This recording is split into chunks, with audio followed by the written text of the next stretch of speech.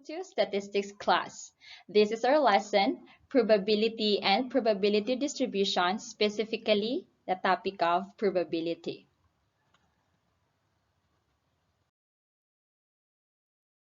So let's define some terms.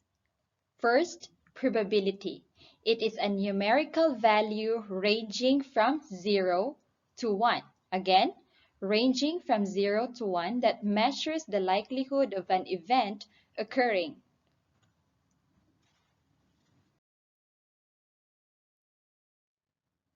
There are three basic interpretations of probability. We can have a priori approach, we can have a posteriori approach, or a subjective approach. So a priori approach, some call it as a classical approach or classical probability. It utilizes an experimental model whose underlying assumptions are used to measure the likelihood of an event. So the assumptions are conditions on the likelihood of an event, example, equally likely or unequally likely events. For example, in equally likely events, when I toss a coin, the head can have the same chance or can have the same likelihood as of the tail. So this is the example of equally likely. And a priori approach, let's consider a random experiment with the assumption of an equally likely sample space. Then the probability of an event E, denoted as P, open square bracket, E, close square bracket, or P, open close parenthesis, E is defined as probability of E is equal to the number of elements of event E over the total number of possible outcomes of the random experiment or the total number of your sample space. So that's how we compute for the probability under the a priori approach. And then consider a random experiment with the assumption of an equally likely sample space. Then the probability of event E, denoted again as probability of E, open and close square bracket, or P, open close parenthesis, is defined as the probability of E summation of the probability of Wij, where Wj is an element of an event E, and it is equal to the summation of the probability of J, where Wj is an element of E, where Pwj or Pj is the probability of the jth element of the event. So later we will have an example for that. So find the probability of getting a block 10 when drawing a card from a deck. So solution, reminders that there are 52 cards in a deck. And there are two blocks, 10s, the 10 of spades and the 10 of clubs. Hence, the probability of getting a block is, reminder that it's a compound event. So the probability of block 10 is equal to, take note of this formula under the a priori approach, the number of elements in the event E over the total number of sample space. So our total sample space is 52.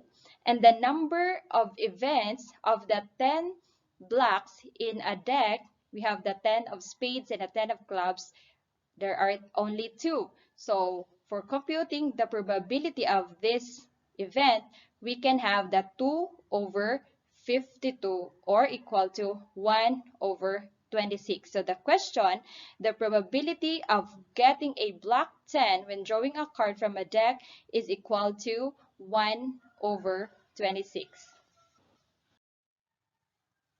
And then probabilities can be expressed as fractions, decimals, or where appropriate, percentages. So whenever you are asked what is the probability of getting a head when a coin is tossed, typical responses can be any of the following three.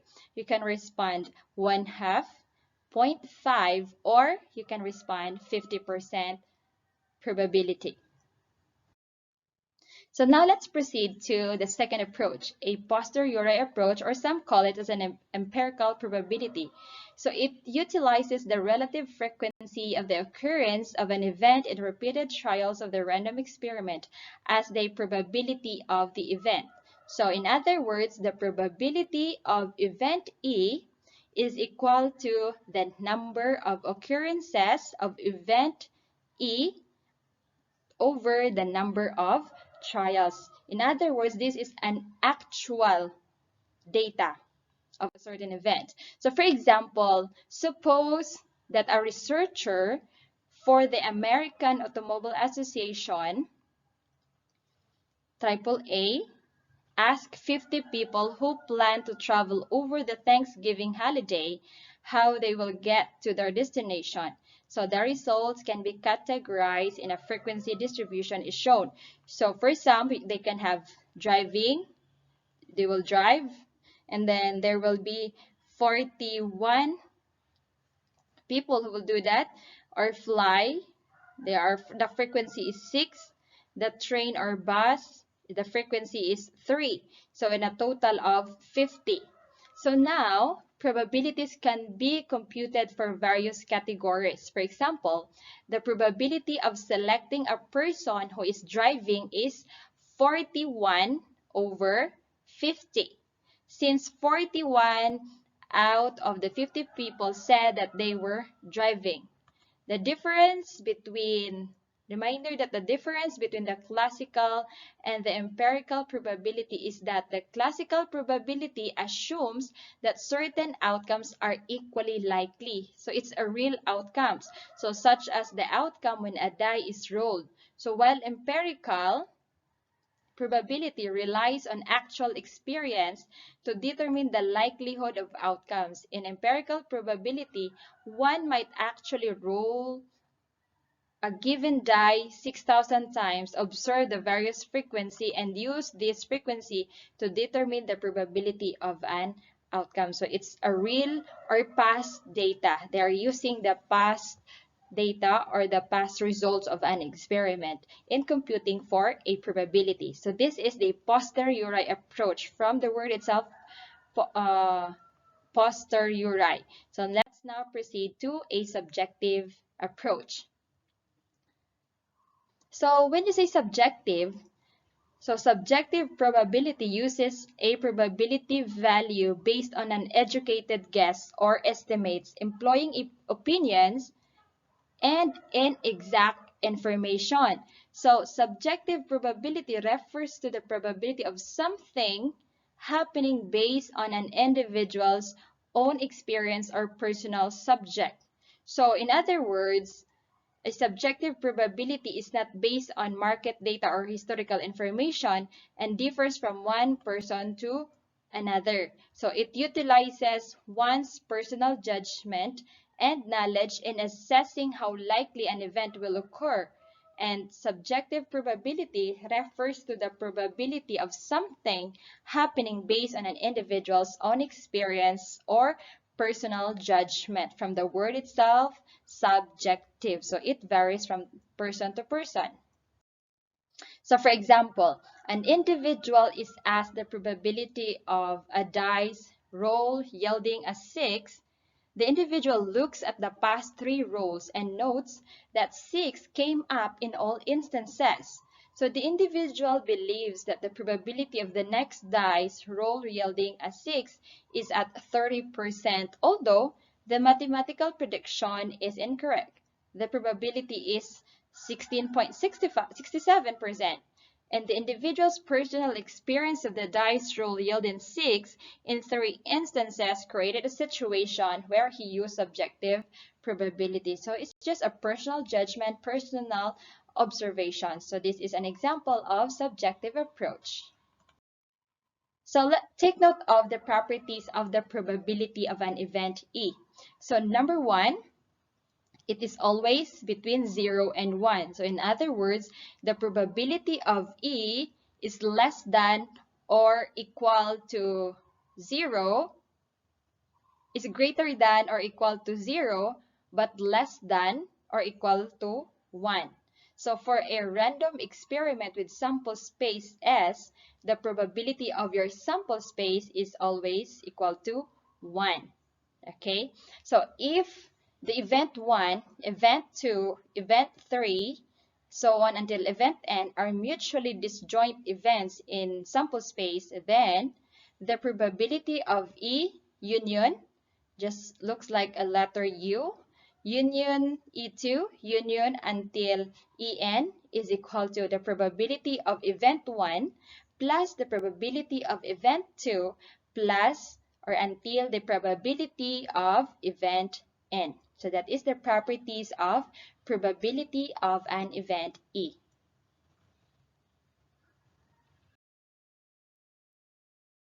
Now let's consider a special types of events. Given the probability of an event E, the probability of E, we say that E is a sure event if the probability of E is equal to 1. And it is an impossible event if P probability of E is equal to 0. Take note that null and impossible event have different sets. So better study that in your probability subject.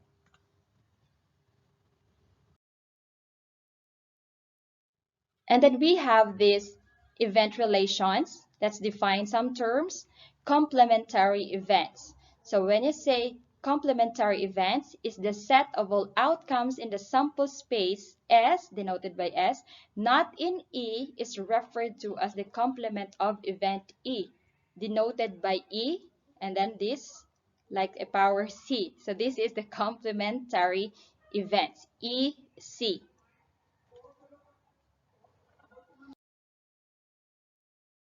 And also for mutually exclusive events, two events E1 and E2 are said to be mutually exclusive if they have no common element. Thus, they cannot happen simultaneously. So in this Venn diagram, we can see here this is our sample space, our universe. So this is the event E, and then this is event E2. So the intersection is a null event. So just like, for example, in a gender, so I can only be a girl and a girl cannot be a boy. So they cannot happen simultaneously. So these are just an example of a mutually exclusive events. And this is also a characteristic of a nominal. Remember in your levels of measurement, they are mutually exclusive events.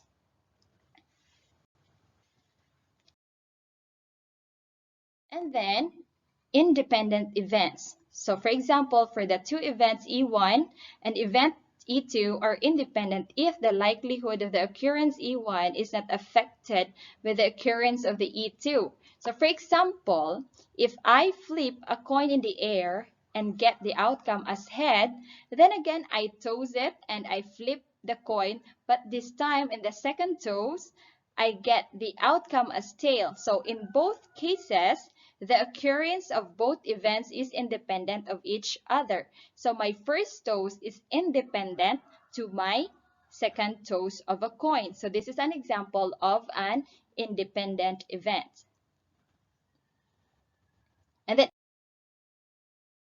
another one is the combined events. So events may be combined to form other events defined in sample space.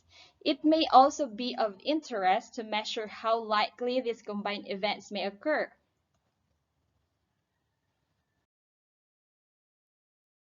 So, union of events. So, the union of two events consists of the following.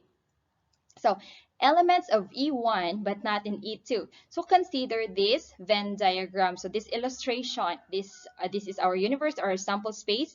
And then this area, the dark blue shaded area, these are the elements of E or event E1 but not in E2. And then elements of E2 but not in E1. So this white shaded area is the elements of E2 but not in E1.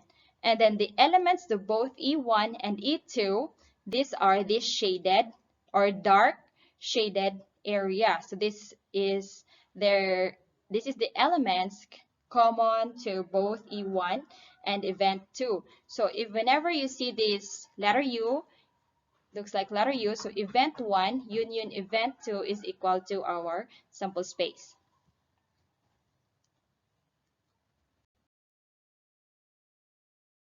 And then another term, we have the intersection of events. So the intersection of two events consists of elements found in both E1 and E2.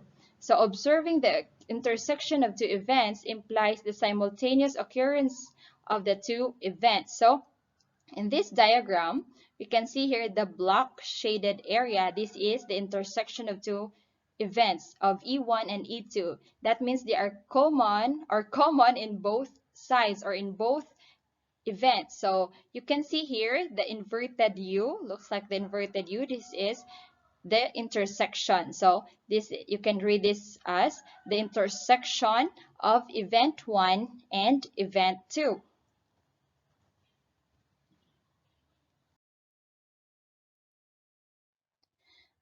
Be reminded on the operations on probability.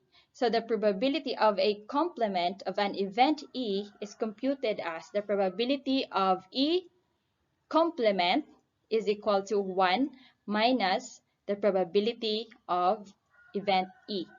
And then for the addition rule, given events E1 and E2 in sample space, the probability of E1 union E2 is equal to the probability of E1 plus the probability of E2 minus the probability of E1 intersection E2. So there is a deduction of the intersection because there will be redundancy or double counting of probabilities. That's why the one intersection of the event E1 and E2 is being deducted in computation for the probability of event E1 union E2. But in a special case, if E1 and E2 are mutually exclusive events, then the probability of E1 union E2 is equal to the probability of E1 plus the probability of E2.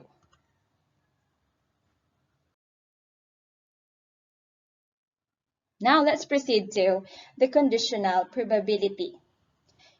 The conditional probability of event 1 given E2 is defined mathematically as the probability of E1 given, so this looks like a slash,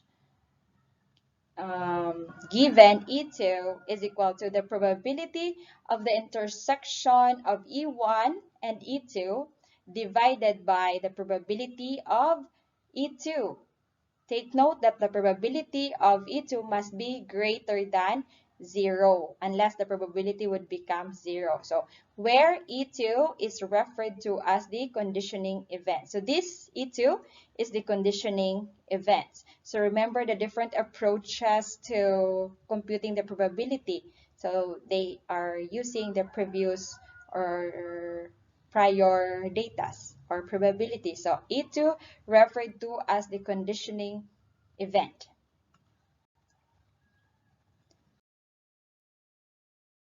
And then we can have this multiplication rule. Given events E1 and E2 in sample space, the intersection of E1 and E2, the probability of the intersection of E1 and E2 is equal to the probability of E1 given E2 multiplied to the probability of the conditioning event or the probability of E2 rather. So special case, if E1 and E2 are independent events, then the intersection or the probability of the intersection of E1 and E2 is equal to the probability of E1 multiplied to the probability of E2. Same thing, if you can have a series of intersection E1, E2, E3 to En, then you can also have the series of multiplication of probability of E1, probability of E2, probability multiplied to probability of E2, multiplied to probability of E3 until probability of En. So that is the multiplication rule on the operations on probability. So, my dear students, we experience different union of events, but there is no greater union of events than we can have Example, event 1, we have Jesus Christ in our lives. Event 2, we have the human, and then Holy Spirit, because the union is we bear the fruit of the Holy Spirit. So the union between Christ and his people is to be living, true, and unfailing, resembling the union that exists between the Father and the Son. This union is the fruit of the indwelling of the Holy Spirit. Remember this, if we have this union of events of Jesus Christ and a Holy Spirit, then we bear the fruit of brotherly love to each other. So for our next topic, we will tackle about the fundamental principle of counting. God bless you.